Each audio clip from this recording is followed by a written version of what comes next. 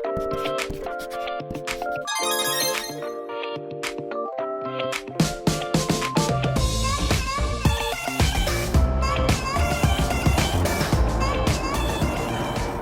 い、皆さんこんにちは。セイチェルです。3月になって暖かくなってきましたね。今日はこちら RX のセイチェルが気に入ってる内装のオプショントップ3紹介したいと思います。では行ってみましょう。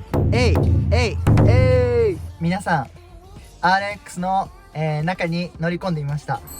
これ今乗ってる自分の車なんですが、今日内装セイチェルが気に入ってる内装オプショントップ3紹介していきます。見逃さないでね。はい、では早速入っていきましょうか。第3位。はい、では第3位からいきましょう。第3位、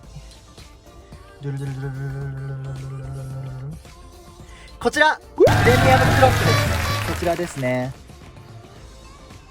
こちら、サプライズでプレゼントしていただいたクロックになりますが、非常に気に入っております。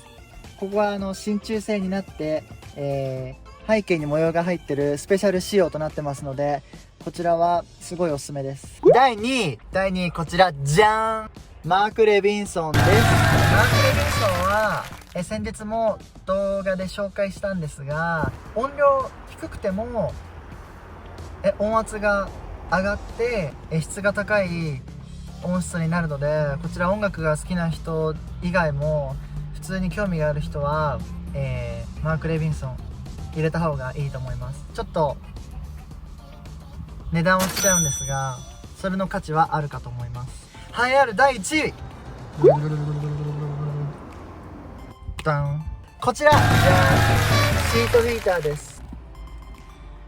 こちらは本当に必須と言ってもいいぐらい重宝してます。冬だけしか使わないじゃんって思うかもしれないんですけど、その冬にあったらめっちゃ便利だし、実際に、腰痛とか持ってる人、腰痛治ります。なので普通に寒がりの人もつけてもいいし、ちょっと腰痛持ってる人がいたらこれは絶対つけた方がいいです。はい、ということでセイチェルがお送りする RX の内装トップ3でした。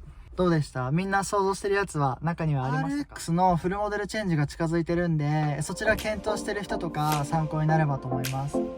あとはこれからも RX の情報を追っていくので、チャンネル登録を忘れずにポチッと押して他の動画もチェックしてみてください。